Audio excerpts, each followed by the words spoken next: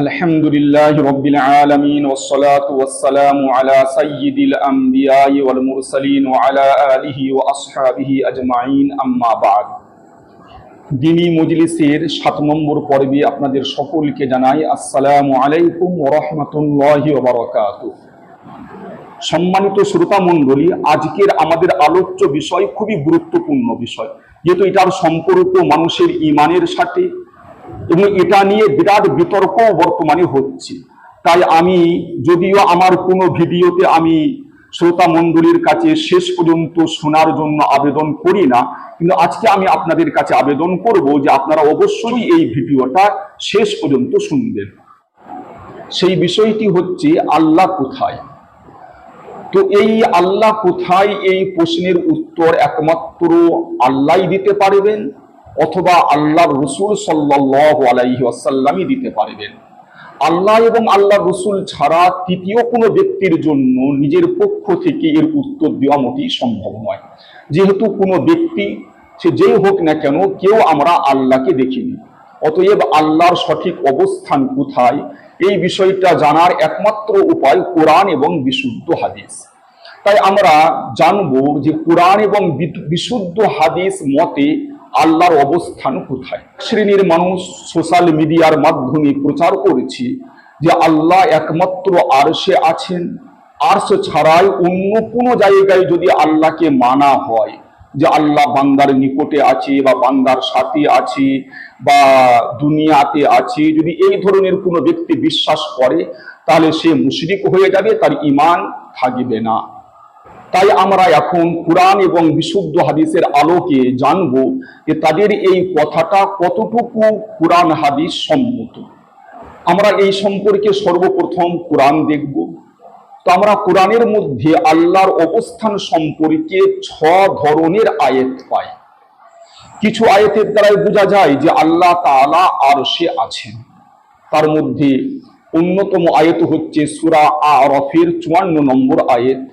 আল্লাহ তাআলা ইরশাদ করেছেন, ইন্না রাব্বাকুমুল্লাহুল্লাযী খালাকাস সামাওয়াতি ওয়াল আরদা ফি সিত্তাতি আইয়ামিন সুম্মা ইসতাওয়া আলাল আরশ। দ্বিতীয় সূরা ইউনূসের ৩ নম্বর আয়াত, ইন্না রাব্বাকুমুল্লাহুল্লাযী খালাকাস সামাওয়াতি ওয়াল আরদা ফি সিত্তাতি আইয়ামিন সুম্মা ইসতাওয়া আলাল আরশ ইউদাব্বিরুল আমর। তৃতীয় সূরা আর-রা'দের ২ নম্বর আয়াতের মধ্যে আছে, আল্লাহুল্লাযী রাফা'আস সামাওয়াতি বিগাইরি আমাদিন তারাউনাহা সুম্মা ইসতাওয়া আলাল আরশ। চতুর্থ সূরা তাহার ৫ম নম্বর আয়াত, আর রহমানু আলাল আরশি ইসতাওয়া। পঞ্চম সূরা ফুরকানের ৫৯ নম্বর আয়াত, আল্লাযী খালাকাস সামাওয়াতি ওয়াল আরদা মা বাইনাহুমা ফি সিত্তাতি আইয়ামিন সুম্মা ইসতাওয়া আলাল আরশির রহমানু ফাসআল বিহি খাবীরা। ষষ্ঠ সূরা সাজদার ৪ নম্বর আয়াত, আল্লাহুল্লাযী খালাকাস সামাওয়াতি ওয়াল আরদা মা বাইনাহুমা ফি সিত্তাতি আইয়ামিন সুম্মা ইসতাওয়া আলাল আরশ। সপ্তম সূরা হাদীদের ৪ নম্বর আয়াত, হুয়াল্লাযী খালাকাস সামাওয়াতি ওয়াল আরদা ফি সিত্তাতি আইয়ামিন সুম্মা ইসতাওয়া আলাল আরশ। পবিত্র কোরআনের মধ্যে এই ৭টা আয়াত রয়েছে। এই ৭টা আয়াতের দ্বারাতে বোঝা যায় যে আল্লাহ তাআলা আরশের উপর ইস্তাওয়া গ্রহণ করেছেন। এই ইস্তাওয়ার অর্থ কি? কেউ বা এর অর্থ করেছেন সমাসীন হওয়া, কেউ বা এর অর্থ করেছেন অধিষ্ঠিত হওয়া। যাই হোক, তো এই ৭টা আয়াতের দ্বারাই প্রমাণ পাওয়া যায় যে আল্লাহ তাআলা আরশে রয়েছেন। দ্বিতীয়, কিছু আয়াতের দ্বারাই প্রমাণ পাওয়া যায় যে আল্লাহ তাআলা আসমানে আছেন। সূরা মুলকের ১৬ এবং ১৭ নম্বর আয়াতের মধ্যে আছে, আমিনতুম মান ফিস সামাই আন ইয়াখসিফা বিকুমুল আরদা ফাইযা হিয়া তামুর আম আমিনতুম মান ফিস সামাই আন ইউরসিলা আলাইকুম হাসিবা ফাসাতা'লামুনা কাইফা নাযির। এই ২ আয়াতের দ্বারাই বোঝা যাচ্ছে যে আল্লাহ তাআলা আসমানে আছেন। তৃতীয়, বেশ কিছু আয়াত এমন আছে যার দ্বারাই বোঝা যায় যে আল্লাহ তাআলা উপরে আছেন।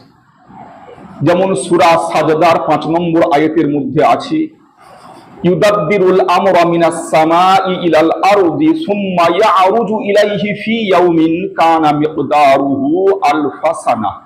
সূরা ফাতিরের ১০ নম্বর আয়াতের মধ্যে আছে, ইলাইহি ইয়াসআদুল কালিমুত তাইয়্যিবু ওয়াল আমালুস সালিহু ইয়ারফাউহু। সূরা মাআরিজের 4 নম্বর আয়াতের মধ্যে আছে তা'রুজুল মালাইকাতু ওয়ার রূহু ইলাইহি ফি ইয়াউমিন কানা মিকদারুহু 50 আলফা সানা। সূরা আলে ইমরানের 55 নম্বর আয়াতের মধ্যে আছে আল্লাহ তাআলা ইরশাদ করেছেন ইয়া ঈসা ইন্নী মুতাওয়াফফিকা ওয়া রাফিউকা ইলাইয়া। সূরা নিসার 158 নম্বর আয়াতের মধ্যে আছে বার রাফাআহুল্লাহু ইলাইহি ওয়া কানাল্লাহু আজিজান হাকীমা। সূরা আনআমের 18 নম্বর আয়াতের মধ্যে আছে ওয়া হুয়াল কাহিরু ফাওকা ইবাদিহি ওয়া হুয়াল হাকীমুল খাবীর। সূরা নাহলের 50 নম্বর আয়াতের মধ্যে আছে ইয়াখাফুনা রাব্বাহুম মিন ফাওকিহিম ওয়া ইয়াফআলুনা মা ইউমারুন। সূরা গাফিরের 36 এবং 37 নম্বর আয়াতে এবং সূরা কসসের 38 নম্বর আয়াতের মধ্যে আছে যে ফিরআউন হামানকে বলল ফাআউকিদলি ইয়া হামানু আলা তিনি ফাজআললি সরহাল লাআল্লি আত্তালিউ ইলা ইলাহি মূসা ওয়া ইন্নী লাআযুন্নুহু মিনাল কাযিবিন। তো এই 8টা আয়াতের দ্বারা প্রমাণ পাওয়া যায় যে আল্লাহ তাআলা উপরের দিকে আছেন বা উপরে আছেন। চতুর্থ, বহু আয়াত রয়েছে যার মাধ্যমে প্রমাণ পাওয়া যায় যে আল্লাহ তাআলা বান্দার সাথে আছেন। সূরা আনফালের 19 নম্বর আয়াতের মধ্যে আছে আন্নাল্লাহা মাআল মুমিনিন, অর্থাৎ নিশ্চয় আল্লাহ তাআলা মুমিনদের সাথে আছেন। সূরা নাহলের 128 নম্বর আয়াতের মধ্যে আছে ইন্নাল্লাহা মাআল্লাযীনা তাকাউ ওয়াল্লাযীনা হুম মুহসিনুন, নিশ্চয় আল্লাহ তাআলা ওই সমস্ত ব্যক্তিদের সাথে আছেন যারা তাকওয়া এবং পরহেজগারি ইখতিয়ার করে এবং যারা নেক লোক হয়। সূরা আনকাবুতের 69 নম্বর আয়াতের মধ্যে আছে ওয়া ইন্নাল্লাহা লামাআল মুহসিনিন, নিশ্চয় আল্লাহ তাআলা নেক বান্দাদের সাথে আছেন। সূরা নিসার 108 নম্বর আয়াতের মধ্যে আছে ওয়া হুয়া মাআহুম ইয ইউবাইয়িতুনা মা লা ইয়ারদা মিনাল কওল, অর্থাৎ রাতের বেলা যখন তারা আল্লাহর অপছন্দনীয় কথা বলে তখনও আল্লাহ তাদের সাথে থাকেন। সূরা হাদীদের 4 নম্বর আয়াতের মধ্যে আছে ওয়া হুয়া মাআকুম আইনামা কুনতুম আল্লাহু বিমা তা'মালুনা বাসীর, তোমরা যেখানেই থাকো না কেন আল্লাহ তোমাদের সাথে আছেন এবং অবশ্যই তোমরা যা কিছু করছো আল্লাহ তাআলা তা দেখছেন। সূরা তওবার 40 নম্বর আয়াতের মধ্যে আছে লা তাহজান ইন্নাল্লাহা মাআনা, তুমি বিষণ্ণ হইও না আল্লাহ আমাদের সাথে আছেন। সূরা মুজাদালার 7 নম্বর আয়াতের মধ্যে আছে মা ইয়াকুনু মিন নাজওয়া সালাসাতিন ইল্লা হুয়া রাবিউহুম ওয়ালা খামসাতিন ইল্লা হুয়া সাদিসুহুম ওয়ালা আদনা মিন যালিকা ওয়ালা আকসারা ইল্লা হুয়া মাআহুম আইনামা কানু, অর্থাৎ যখন 3 জন গোপনে কথা বলে তখন সেখানে 4র্থ জন আল্লাহ থাকেন, যখন 5 জন গোপনে কথা বলে তখন সেখানে 6ষ্ঠ জন আল্লাহ থাকেন, এবং তার থেকে কম হোক বা বেশি হোক তারা যেখানেই থাকুক আল্লাহ তাদের সাথে থাকেন। সূরা মুহাম্মাদের 35 নম্বর আয়াতের মধ্যে আছে ওয়াল্লাহু মাআকুম ওয়া লা ইয়াতিরাকুম আ'মালাকুম, অর্থাৎ আল্লাহ তোমাদের সঙ্গে আছেন, আল্লাহ কখনোই তোমাদের কর্মফল খর্ব করবেন না। সূরা তাহার 46 নম্বর আয়াতের মধ্যে আছে যে আল্লাহ তাআলা হযরত মূসা এবং হারুন আলাইহিমাস সালামকে বলেছিলেন লা তাখাফা ইন্নানি মাআকুমা আসমাউ ওয়া আরা, যে তোমরা ভয় করো না, আমি তোমাদের সঙ্গে আছি, আমি শুনি ও দেখি। এই 9টা আয়াতের দ্বারাই স্পষ্ট প্রমাণ পাওয়া গেল যে আল্লাহ তাআলা মানুষের সঙ্গে থাকেন। 4টে আয়াতের দ্বারাই প্রমাণ পাওয়া যায় যে আল্লাহ তাআলা মানুষের নিকটে থাকেন। সূরা কফের 16 নম্বর আয়াতের মধ্যে আছে ওয়ালাকাদ খলাকনাল ইনসানা ওয়া না'লামু মা তুওয়াসবিসু বিহি নাফসুহু ওয়া নাহনু আকরাবু ইলাইহি মিন হাবলিল ওয়ারিদ, অর্থাৎ আমি মানুষকে সৃষ্টি করেছি এবং মানুষের অন্তরে যে কুচিন্তা আসে সে সম্পর্কে আমি জ্ঞাত আছি এবং আমি তার বড় দেশের সেরা অপেক্ষাও তার বেশি নিকটবর্তী। সূরা আনফালের 24 নম্বর আয়াতের মধ্যে আছে ওয়া আলামু আন্নাল্লাহা ইয়াহুলু বাইনাল মারই ওয়া কলবিহি, অর্থাৎ আল্লাহ তাআলা মানুষ ও তার অন্তরের মধ্যবর্তী হয়ে থাকেন। সূরা সাবার 50 নম্বর আয়াতের মধ্যে আছে ইন্নাহু সামিউন করিব, আল্লাহ তাআলা শ্রবণকারী নিকটবর্তী। সূরা ওয়াকিয়ার 85 নম্বর আয়াতের মধ্যে আছে নাহানু আকরাবু ইলাইহি মিনকুম ওয়ালাকিন লা তুবসিরুন, অর্থাৎ আমি তোমাদের অপেক্ষা তার নিকটতর, কিন্তু তোমরা দেখতে পাও না। সূরা হুদের 61 নম্বর আয়াতের মধ্যে আছে ফাস্তাগফিরুহু সুম্মা তুবু ইলাইহি ইন্না রাব্বি করিবুম মুজিব, অর্থাৎ আল্লাহর কাছে ইস্তেগফার করো, নিজের গুনার জন্য ক্ষমা প্রার্থনা করো এবং আল্লাহর দিকেই প্রত্যাবর্তন করো, নিশ্চয় আমার প্রতিপালক নিকটবর্তী এবং দোয়া কবুলকারী। সূরা বাকারার 186 নম্বর আয়াতের মধ্যে আছে ওয়াইদা সাআলাকা ইবাদি আন্নী ফাইন্নী করিব, অর্থাৎ যখন আমার বান্দা আপনাকে আমার ব্যাপারে জিজ্ঞাসা করে তো নিশ্চয় আমি নিকটে। উজিবু দাওয়াতাদ দাঈ ইদা দাআনি, যখন কোনো দোয়াকারী আমার কাছে দোয়া করে তখন আমি তার দোয়া কবুল করে থাকি। তো এই সমস্ত আয়াতের দ্বারা প্রমাণ পাওয়া যাচ্ছে যে আল্লাহ তাআলা বান্দার নিকটে থাকেন। আর কিছু আয়াতের দ্বারা প্রমাণ পাওয়া যায় যে আল্লাহ তাআলা সমস্ত বস্তুকে বেষ্টন করে আছেন। যেমন সূরা নিসার 126 নম্বর আয়াতের মধ্যে আছে ওয়ালিল্লাহি মা ফিস সামাওয়াতি ওয়া মা ফিল আরদ ওয়া কানা আল্লাহু বিকুল্লি শাইইন মুহীতা, যে আকাশসমূহে এবং পৃথিবীতে যা কিছু আছে সবই আল্লাহর এবং আল্লাহ সমস্ত কিছুকে বেষ্টন করে আছেন। সূরা ফুসসিলাতের 54 নম্বর আয়াতের মধ্যে আছে আলা ইন্নাহুম ফি মিরিয়াতিম মিন লিকাই রাব্বিহিম আলা ইন্নাহু বিকুল্লি শাইইন মুহীত, অর্থাৎ তারা কি তাদের প্রতিপালকের সাথে সাক্ষাতের ব্যাপারে সন্দেহে আছে? শুনে নাও, সেই আল্লাহ সমস্ত কিছুকে বেষ্টন করে আছেন। সূরা আনআমের 3 নম্বর আয়াতের দ্বারাই প্রমাণ পাওয়া যায় যে আল্লাহ তাআলা আসমানেও আছেন এবং জমিনেও আছেন। আল্লাহ তাআলা ইরশাদ করেছেন ওয়াহুয়াল্লাহু ফিস সামাওয়াতি ওয়া ফিল আরদ ইয়ালামু সিররাকুম ওয়া জাহারাকুম ওয়া ইয়ালামু মা তাকসিবুন, অর্থাৎ আকাশমণ্ডল এবং পৃথিবীতে তিনি আল্লাহ, তিনি তোমাদের গোপন বিষয়ও জানেন এবং প্রকাশ্য বিষয়ও জানেন, এবং তোমরা যা কিছু করো সে সম্পর্কে আল্লাহ তাআলা অবগত আছেন। সূরা বাকারার 115 নম্বর আয়াতের দ্বারাই স্পষ্ট প্রমাণ পাওয়া যায় যে আল্লাহ তাআলা সর্বত্র বিরাজমান। আল্লাহ তাআলা ইরশাদ করেছেন ওয়ালিল্লাহিল মাশরিকু ওয়াল মাগরিব ফাআইনামা তুওয়াল্লু ফাসাম্মা ওয়াজহুল্লাহ ইন্নাল্লাহা ওয়াসিউন আলিম, যে আল্লাহর জন্যই পূর্ব এবং পশ্চিম দিক, তোমরা যেদিকেই মুখ ফেরাও সেদিকেই আল্লাহ বিরাজমান, নিশ্চয় আল্লাহ সর্বব্যাপী সর্বজ্ঞ। এই আয়াতের মধ্যে আল্লাহ তাআলা স্পষ্ট ভাষায় বলেছেন ফাআইনামা তুওয়াল্লু, অর্থাৎ যেদিকেই তুমি মুখ ফেরাও ফাসাম্মা ওয়াজহুল্লাহ, সেদিকেই আল্লাহর ওয়াজাহ।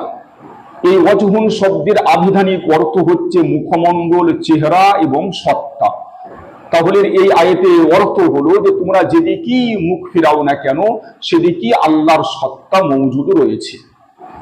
কেননা সূরা কসসের 88 নম্বর আয়াতের মধ্যে আল্লাহ তাআলা বলেছেন কুল্লু শাইইন হালিকুন ইল্লা ওয়াজহা, যে আল্লাহর ওয়াজহুন ছাড়া, অর্থাৎ আল্লাহর চেহারা বা আল্লাহর সত্তা ছাড়া সমস্ত কিছু ধ্বংস হয়ে যাবে। এই আয়াতের মধ্যে ওয়াজহুন যে শব্দটা আছে, এখানে সমস্ত উলামা এবং ভাষা পণ্ডিতগণ একমত যে এখানে ওয়াজহুনের অর্থ হচ্ছে আল্লাহর সত্তা।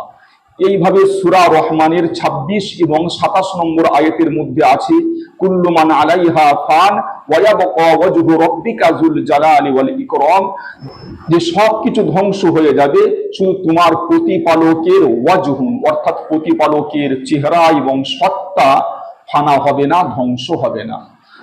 এই দুই আয়াত অর্থাৎ সূরা কসসের 88 নম্বর আয়াত এবং সূরা রহমানের 27 নম্বর আয়াতের মধ্যে যে ওয়াজহুন শব্দ এসেছে, আরবি ভাষার সমস্ত পণ্ডিতগণ একমত যে এখানে ওয়াজহুন বলতে মুখমণ্ডল উদ্দেশ্য নয়, আল্লাহর সত্তা উদ্দেশ্য।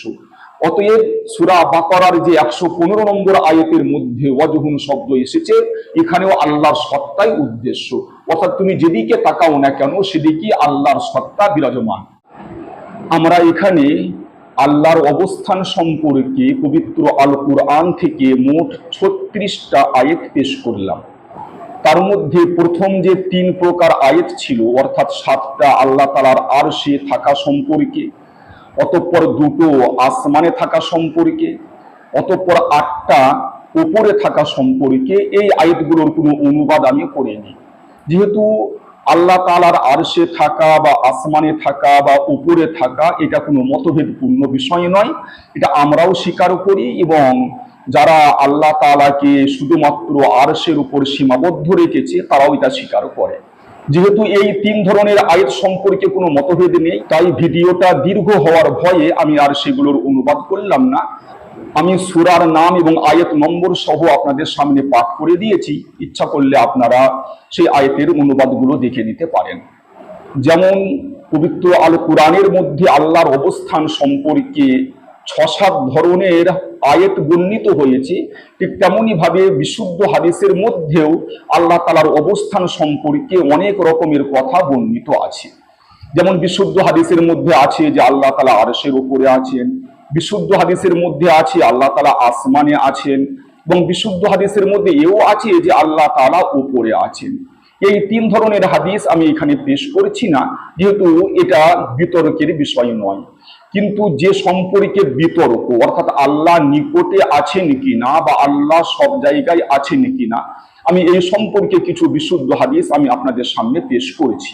বুখারী শরীফের 405 এবং 417 নম্বর হাদিসের মধ্যে আছে, আল্লাহ রাসূল সাল্লাল্লাহু আলাইহি ওয়াসাল্লাম ইরশাদ করেছেন, ইন্না আহাদাকুম ইযা কামা ফি সলাতিহি ফাইন্নাহু ইউনাজি রাব্বাহু আও ইন্না রাব্বাহু বাইনাহু ওয়া বাইনাল কিবলাতি। অর্থাৎ আল্লাহ রাসূল সাল্লাল্লাহু আলাইহি ওয়াসাল্লাম ইরশাদ করেছেন, যখন তোমাদের মধ্যে কোনো ব্যক্তি নামাজ পড়ে তখন সে আল্লাহর সাথে গোপনে কথা বলে, অথবা অবশ্যই তার প্রতিপালক তার এবং কিবলার মাঝখানে থাকে। বুখারী শরীফের 406 নম্বর হাদিসের মধ্যে আছে, ফাইন্নাল্লাহা কিবালা ওয়াজহিহি ইদা সাল্লা। যখন কোনো ব্যক্তি নামাজ পড়ে তখন তার সামনের দিকে আল্লাহ থাকে। প্রথম হাদিসটি হলো আনাস রাদিয়াল্লাহু তাআলা আনহু থেকে বর্ণিত, আর দ্বিতীয় হাদিসটি হলো ইবনে ওমর রাদিয়াল্লাহু তাআলা আনহুমা থেকে বর্ণিত। এই বিশুদ্ধ হাদিসের দ্বারা আমরা বুঝতে পারলাম যে আল্লাহ তাআলা সর্বত্র আছেন, কেননা পৃথিবীর এমন কোনো স্থান নেই যেটা নামাজের সামনে দিক হয় না। কেননা যারা কাবা শরীফের পূর্ব দিকে থাকে, যেমন আমরা পশ্চিম দিকে মুখ করে নামাজ পড়ি, যারা পশ্চিম দিকে থাকে তারা পূর্ব দিকে মুখ করে নামাজ পড়ে, যারা উত্তর দিকে থাকে তারা দক্ষিণ দিকে মুখ করে নামাজ পড়ে, আর যারা কাবা শরীফের দক্ষিণ দিকে থাকে তারা উত্তর দিকে মুখ করে নামাজ পড়ে। তো পৃথিবীর যে কোনো জায়গায় আপনি নেন না কেন, সেটা কোনো না কোনো নামাজের সামনে দিক। আর এখানে বলা হলো যে আল্লাহ তাআলা নামাজের সামনে দিকে থাকে, তো এর দ্বারাই বোঝা গেল যে আল্লাহ তাআলা পৃথিবীর সর্বস্থানেই আছেন। আর 405 এবং 417 নম্বর হাদিসের মধ্যে যে বলা হয়েছে যে নামাজি এবং কিবলার মাঝে আল্লাহ আছে, তো এর দ্বারাতেও প্রমাণ হয় যে আল্লাহ তাআলা সর্বত্র আছেন। যেহেতু নামাজি, ধরুন যদি কেউ এই ইন্ডিয়া থেকে নামাজ পড়ে, তো এখান থেকে কাবা শরীফ পর্যন্ত সর্ব জায়গাটাকেই বলা হবে যে নামাজি এবং কিবলার মাঝখানে। যদি কেউ আমেরিকায় নামাজ পড়ে, তো সেখান থেকে কাবা শরীফ পর্যন্ত সব স্থানটাকেই বলা হবে যে নামাজি এবং কিবলার মাঝখানে। আর হাদিসের মধ্যে স্পষ্ট ভাষায় বলা হলো যে আল্লাহ তাআলা নামাজি এবং কিবলার মাঝখানে আছেন। তো এর দ্বারা কেউ প্রমাণ পাওয়া যায় যে আল্লাহ তাআলা সর্বত্র আছেন।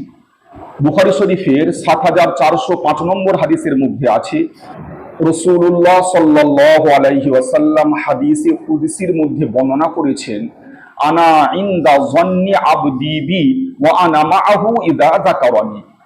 যে আল্লাহ তাআলা ইরশাদ করেছেন যে আমি বান্দার সাথে সেরূপ আচরণ করি যেমন বান্দা আমার ব্যাপারে ধারণা রাখে, আর যখন বান্দা আমাকে স্মরণ করে তখন আমি তার সাথে থাকি। তো এই হাদিসের দ্বারাই বোঝা গেল যে আল্লাহ বান্দার সাথে থাকে।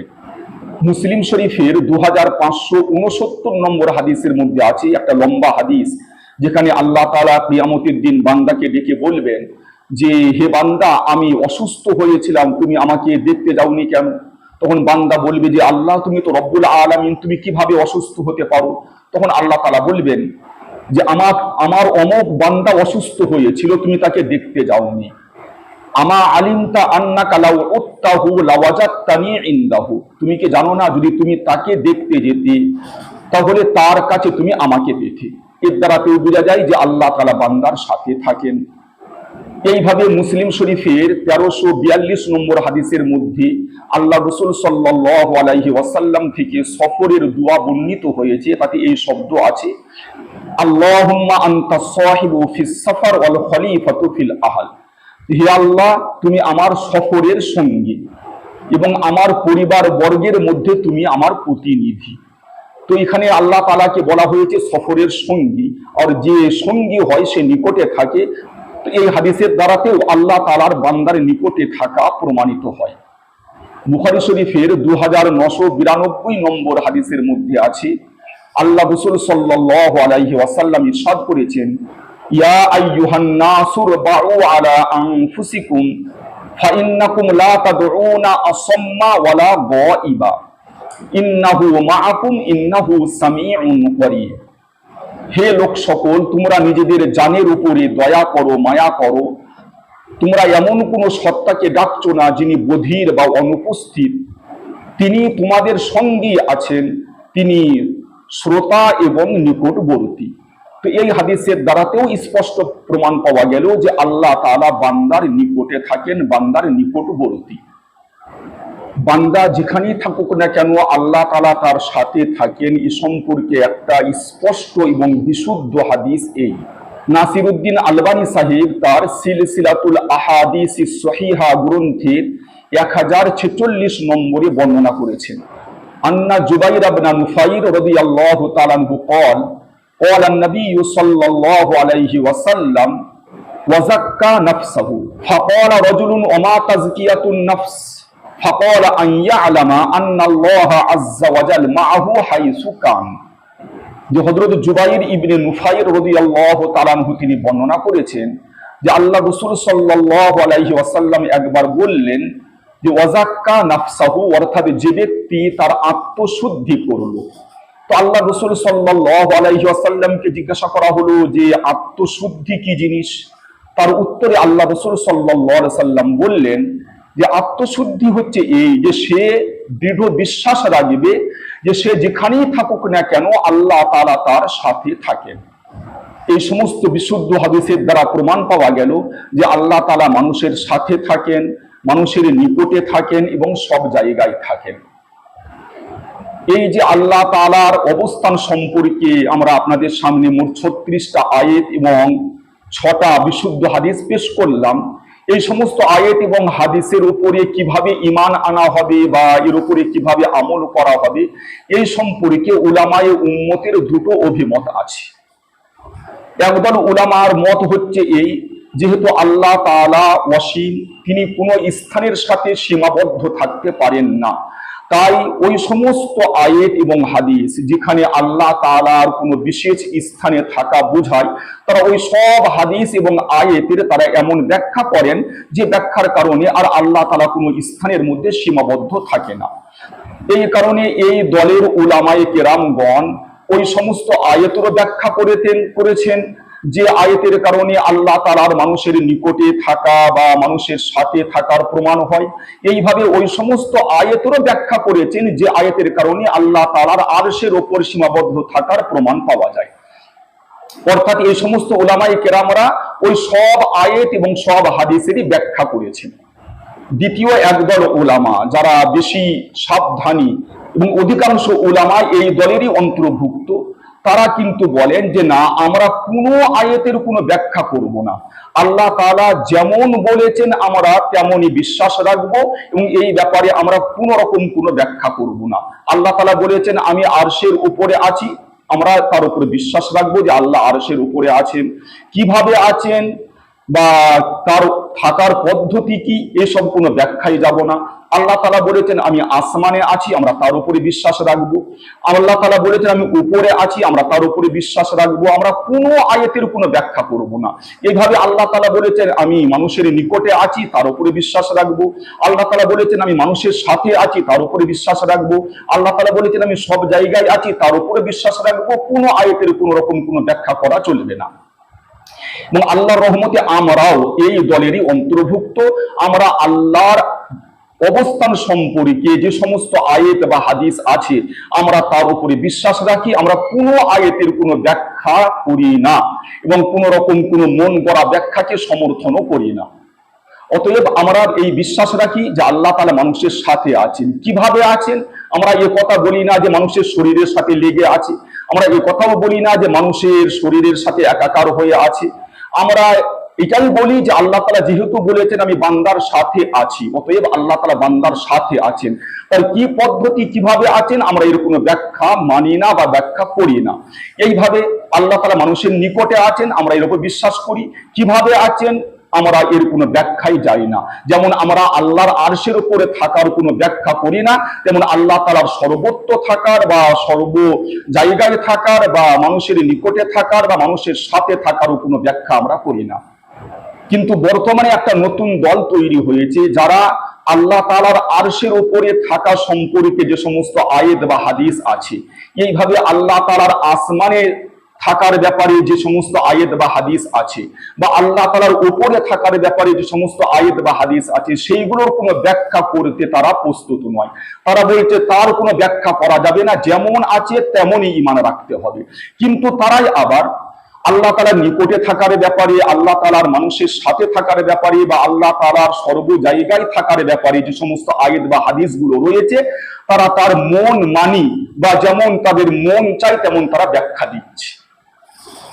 তাদের এই দুমুখ নীতি যে আল্লাহর আরশের উপরে থাকা সম্পর্কিত হাদিস বা আয়াতের কোনো ব্যাখ্যা করা যাবে না, আর আল্লাহ তাআলার মানুষের সাথে বা নিকটে থাকার আয়াতগুলোর ব্যাখ্যা করা যাবে, এই দুমুখ নীতি মোটেই যুক্তিগ্রাহ্য নয়। যদি আপনাকে ব্যাখ্যা মানতে হয় তো সব আয়াতের ব্যাখ্যাই মানতে হবে, আর যদি ব্যাখ্যা না করেন, যেমন আমরা কোনো আয়াতের ব্যাখ্যা করি না, যেমন আল্লাহ তাআলা বলেছেন আমরা তেমনই ঈমান রাখি।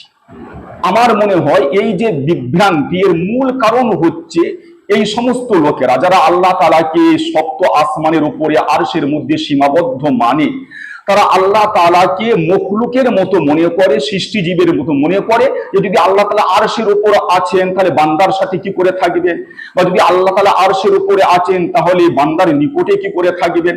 অথচ আল্লাহ তাআলা স্পষ্ট ভাষায় বলে দিয়েছেন লাইসা কামিসলিহি শাই, আল্লাহ তাআলা কোনো বস্তুর মতো নয়, আল্লাহ তাআলা কোনো মখলুকের মতো নয়, আল্লাহ তাআলা কোনো সৃষ্টিজীবের মতো নয়। ইন্নাল্লাহা আলা কুল্লি শাইইন কদির, আল্লাহ তাআলা সমস্ত জিনিসের উপরে ক্ষমতাশালী। অতএব আল্লাহ তাআলা একই সময়ে আরশের উপরেও থাকতে পারেন, আসমানেও থাকতে পারেন, উপরেও থাকতে পারেন, বান্দার নিকটেও থাকতে পারেন, বান্দার সাথেও থাকতে পারেন, সর্ব জায়গায় থাকতে পারেন, এতে কোনো অসুবিধা নেই।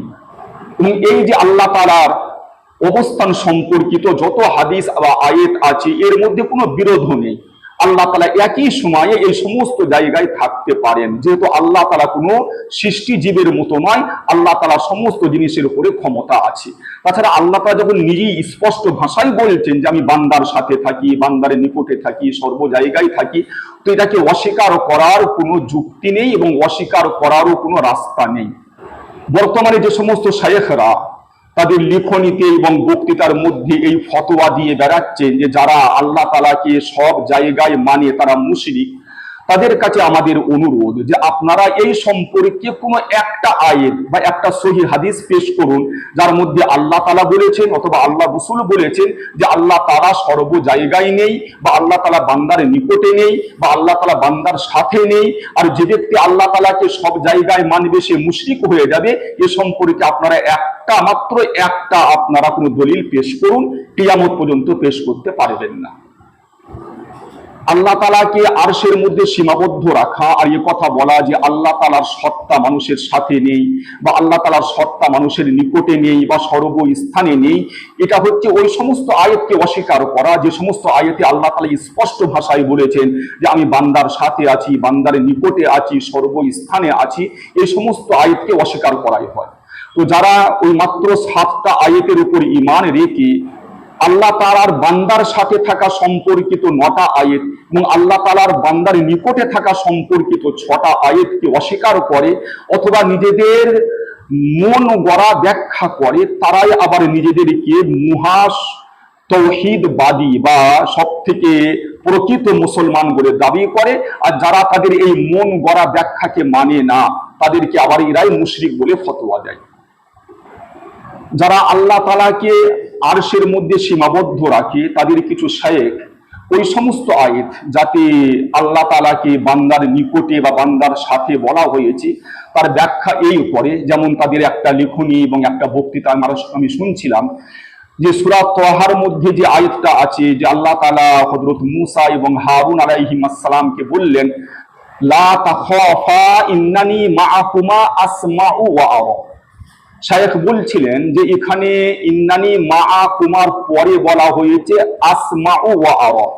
তো এর দ্বারাই বোঝা গেল যে আল্লাহ যে উনাদের সাথে মূসা এবং হারুনের সাথে আছেন, কিন্তু সাথে থাকার উদ্দেশ্য সত্তা দ্বারা সাথে থাকা নয়, মানে শোনা এবং দেখা দ্বারা সাথে থাকা, অর্থাৎ আল্লাহ তাআলা তাদেরকে দেখছেন এবং তাদের কথাবার্তা শুনছেন, এটাই উদ্দেশ্য। অর্থাৎ এখানে যে সাথে থাকা এটা মানে শোনা এবং দেখা দ্বারা সাথে থাকা উদ্দেশ্য, সত্তা দ্বারা সাথে থাকা উদ্দেশ্য নয়। এইভাবে আরো বেশ কয়েকটা আয়াত যেখানে আল্লাহ তাআলা বান্দার সাথে থাকার কথা আছে, সেখানে আয়াতের শেষ দিকে বলা হয়েছে ইন্নাহু বিমা তা'মালুনা আলিম, যে আল্লাহ তাআলা তোমরা যা কিছু করছো সেটাকে আল্লাহ তাআলা জানেন। তো এর দ্বারাই বোঝা যাচ্ছে যে সাথে থাকার দ্বারাই, জ্ঞানের দ্বারাই সাথে থাকা উদ্দেশ্য, সত্তার দ্বারাই সাথে থাকা উদ্দেশ্য নয়। এইরকম তারা কিছু ব্যাখ্যা করে থাকে। এই ব্যাপারে আমরা ওই সমস্ত শায়েখের কাছে আদবের সাথে কয়েকটা প্রশ্ন করব। প্রথম প্রশ্ন হচ্ছে এই যে আপনারা তো প্রত্যেক জায়গায় এবং সব সময় দাবি করেন যে আপনারা বিশুদ্ধ হাদিস ছাড়া কোনো কিছু মানেন না, আপনাদের মূল দলিল হচ্ছে বিশুদ্ধ হাদিস, কোরআন এবং হাদিস, আল্লাহ এবং আল্লাহ রাসূলের কথা। এই যে আপনারা ব্যাখ্যা করেছেন যে আল্লাহ তাআলা বান্দার সাথে থাকেন, এর দ্বারাই উদ্দেশ্য হচ্ছে দেখা এবং শোনার দ্বারাই সাথে থাকা অথবা জ্ঞানের দ্বারাই সাথে থাকা, এই ব্যাখ্যাটা আপনারা কোন সহিহ হাদিসে পেয়েছেন একটু জানাবেন। আপনারা কিয়ামত পর্যন্ত এই ব্যাখ্যাটা কোনো সহিহ হাদিসের দ্বারা প্রমাণ করতে পারবেন না। দ্বিতীয় প্রশ্ন, দুই একটা আয়াতের মধ্যে তো সাথে থাকার পরে আল্লাহ তাআলা এই কথা বলেছেন, কোন জায়গা বলেছেন আসমাউ ওয়া আরা, যেমন সূরা তাহার মধ্যে আছে, আর সূরা মুজাদালার মধ্যে সাথে থাকার পরে বলা হয়েছে ইন্নাহু বিমা তা'মালুনা আলিম, যে তোমরা যা কিছু করো সেটা আল্লাহ তাআলা জানেন। তো কিছু আয়াতের মধ্যে তো সাথে থাকার পরে শোনা বা দেখার কথা বলা হয়েছে, কিছু আয়াতে সাথে থাকার পরে জ্ঞানের কথা বলা হয়েছে। তো এই সমস্ত আয়াতে তো যদি আপনাদের ব্যাখ্যা মেনে নেওয়া হয় যে এখানে সাথে থাকার অর্থ হচ্ছে সত্তা দ্বারা সাথে থাকা নয়, বরঞ্চ জ্ঞানের দ্বারা সাথে থাকা বা শোনা বা দেখার দ্বারাই সাথে থাকা, এই সমস্ত আয়াত যেখানে সাথে থাকার পরে এই কথাগুলো আছে, আমরা তর্কের খাতিরে আপনাদের এই ব্যাখ্যাটাকে কিছুক্ষণের জন্য মেনে নিলাম। কিন্তু যে সমস্ত আয়াতে শুধুমাত্র সাথে থাকার কথা আছে, যেখানে শোনারও কোনো কথা নেই, দেখারও কোনো কথা নেই এবং জ্ঞানের বা জানারও কোনো কথা নেই, সেখানে আপনারা কি ব্যাখ্যা দেবেন? যেমন সূরা আনফালের আমরা 19 নম্বর আয়াত পেশ করেছিলাম যে আল্লাহ তাআলা ইরশাদ করেছেন ওয়া আন্নাল্লাহা মাআল মুমিনিন, যে আল্লাহ তাআলা মুমিনদের সাথে আছেন। এখানে না শোনার কথা আছে, না দেখার কথা আছে, না জানার কথা আছে। এইভাবে সূরা নাহলে 128 নম্বর আয়াতের মধ্যে আছে ইন্নাল্লাহা মাআল্লাযীনা তাকাও ওয়াল্লাযীনা হুম মুহসিনুন, যে আল্লাহ তাআলা মুত্তাকিদের সাথে আছেন এবং ওই সমস্ত ব্যক্তিদের সাথে আছেন যারা নেক লোক। এখানেও না শোনার কথা আছে, না দেখার কথা আছে, না ইলমের কোনো কথা আছে। এরকম ভাবে আরো অনেক আয়াত রয়েছে, লা তাহজান ইন্নাল্লাহা মাআনা, সূরা তাওবার 40 নম্বর আয়াত। এখানেও বলা হয়েছে যে আল্লাহ তাআলা আমাদের সাথে আছেন, কিন্তু এখানেও না শোনার কথা আছে, না দেখার কথা আছে, না ইলমের কথা আছে। তাহলে আপনি এই সমস্ত আয়াতের কি ব্যাখ্যা করবেন?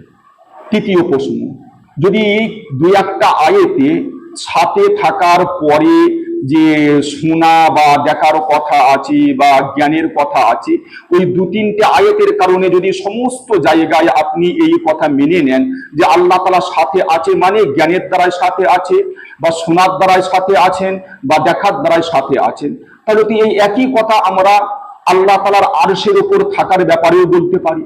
কেননা যেখানে আল্লাহ তাআলার আরশের উপর থাকার কথা আছে সূরা ইউনূসের 3 নম্বর আয়াত, সেখানে এই কথা আছে ইউদাব্বিরুল আমর। সম্পূর্ণ আয়াতটা এই রকম, ইন্না রাব্বাকুমুল্লাহুল্লাযী খালাকাস সামাওয়াতি ওয়াল আরদা ফি সিত্তাতি আইয়ামিন সুম্মা ইসতাওয়া আলাল আরশ ইউদাব্বিরুল আমর। তো এখানে আরশের উপরে থাকার পরে বলা হচ্ছে ইউদাব্বিরুল আমর, অর্থাৎ সমস্ত জিনিসের পরিচালনা আল্লাহ তাআলা করেন। এখন যদি কোনো ব্যক্তি বলে যে এখানে আরশের উপর থাকার দ্বারাই উদ্দেশ্য সত্তার দ্বারাই থাকা নয়, বরঞ্চ সমস্ত বিষয় পরিচালনা করা বা কর্তৃত্ব করা উদ্দেশ্য, তাহলে আপনি এর কি উত্তর দেবেন? যেমন মানার পরে আল্লাহ তাআলার সাথে থাকার পরে আসমাউ ওয়া আরার কারণে আপনি ওর ব্যাখ্যা করেছেন যে আল্লাহ তাআলার সত্তা দ্বারা সাথে থাকা উদ্দেশ্য নয়, বরঞ্চ জ্ঞানের দ্বারা শোনার দ্বারা সাথে থাকা উদ্দেশ্য। তাহলে এখানেও তো আল্লাহ তাআলার আরশের উপর থাকার পরে বলা হলো ইউদাব্বিরুল আমর, যে আল্লাহ তাআলা সমস্ত জিনিস পরিচালনা করেন। এখন যদি কেউ এর ব্যাখ্যা করে যে আল্লাহ তাআলা আরশের উপরে থাকেন মানে আল্লাহ তাআলা সমস্ত জিনিস পরিচালনা করেন, সত্তার দ্বারাই থাকা উদ্দেশ্য নয়, তাহলে আপনি এর কি জবাব দেবেন? তাছাড়া যে সমস্ত আয়াতের মধ্যে আল্লাহ তাআলার আরশের উপরে থাকার কথা আছে বা আসমানে থাকার কথা আছে বা উপরে থাকার কথা আছে, সেই সমস্ত আয়াতের মধ্যে কোনো একটা আয়াতেও এই কথা নেই যে আল্লাহ তাআলা সত্তা দ্বারা আরশের উপর থাকেন বা সত্তা দ্বারা আল্লাহ তাআলা আসমানে থাকেন বা সত্তা দ্বারা উপরে থাকেন। এইভাবে যে সমস্ত আয়াতের মধ্যে আছে যে আল্লাহ তাআলা মানুষের সাথে থাকেন বা মানুষের নিকটে থাকেন, সেখানেও কোথাও এই কথা নেই যে আল্লাহ তাআলা সত্তার দ্বারা মানুষের সাথে থাকেন বা সত্তার দ্বারা মানুষের নিকটে থাকেন। আর এই কথাও নেই যে আল্লাহ তাআলা জ্ঞানের দ্বারাই মানুষের সাথে থাকেন। এই যে ব্যাখ্যার আপনারা করেছেন যে আরশের উপর থাকা মানে সত্তা দ্বারা আরশের উপর থাকা, আর মানুষের সাথে বা মানুষের নিকটে থাকা মানে হচ্ছে জ্ঞানের দ্বারাই বা শোনার দ্বারাই মানুষের নিকটে থাকা, এই যে দুটো পার্থক্য আপনারা করছেন, এই পার্থক্যের দলিল আপনাদের কাছে কি আছে সেটা বলুন।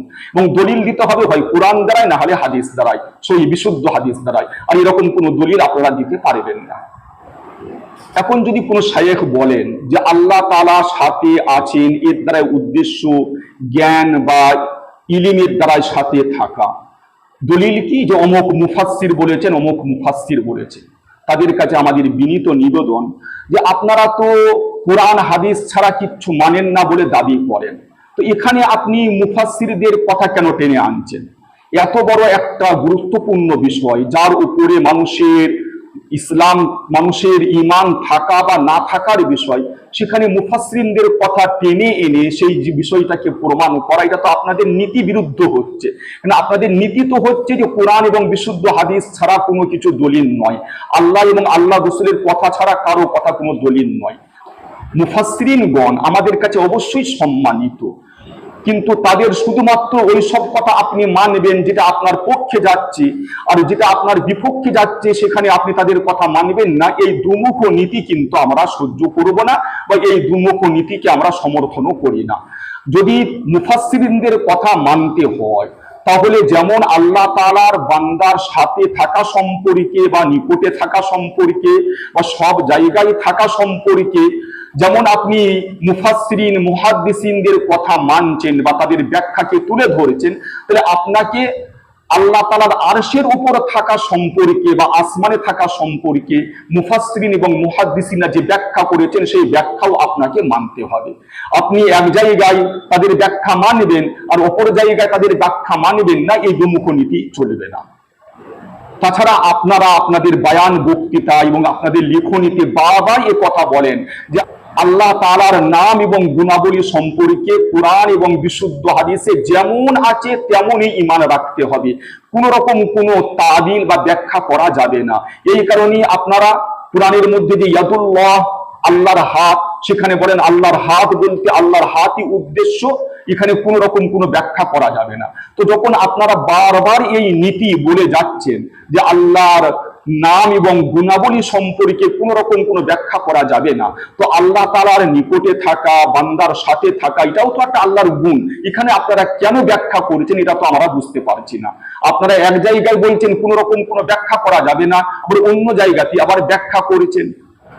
যাই হোক, মূল কথা হচ্ছে এই যে আমরা পবিত্র আল কোরআন এবং বিশুদ্ধ হাদিস দ্বারাই প্রমাণ পাই যে আল্লাহ তাআলা আরশে আছেন, আল্লাহ তাআলা আসমানে আছেন, আল্লাহ তাআলা উপরে আছেন, আল্লাহ তাআলা বান্দার সাথে আছেন, আল্লাহ তাআলা বান্দার নিকটে আছেন, আল্লাহ তাআলা সর্বস্থানে আছেন। কিন্তু কিভাবে আছেন আমরা তার কোনো ব্যাখ্যা করি না। যেমন আল্লাহ তাআলা বলেছেন আমরা তার উপরে বিশ্বাস করি। আজকের এই আলোচনা আমি এখানেই শেষ করলাম। এর পরবর্তী পর্বে আমরা ওই সমস্ত প্রশ্নের উত্তর দেব যে সমস্ত প্রশ্ন করা হয় আল্লাহ তাআলার সর্ব জায়গায় থাকার উপরে। যেমন বলা হয় আল্লাহ যদি সর্ব জায়গায় আছেন তাহলে আল্লাহ তাআলা পায়খানাতেও আছেন। যদি আল্লাহ তাআলা সর্ব জায়গায় আছেন তো আল্লাহ রাসূল সাল্লাল্লাহু আলাইহি সাল্লামকে মিরাজের সময় আসমানে কেন ডেকেছিলেন? আল্লাহ তাআলা সর্ব জায়গায় আছেন, তাহলে আসমানের দিকে হাত তুলে কেন দোয়া করা হয়?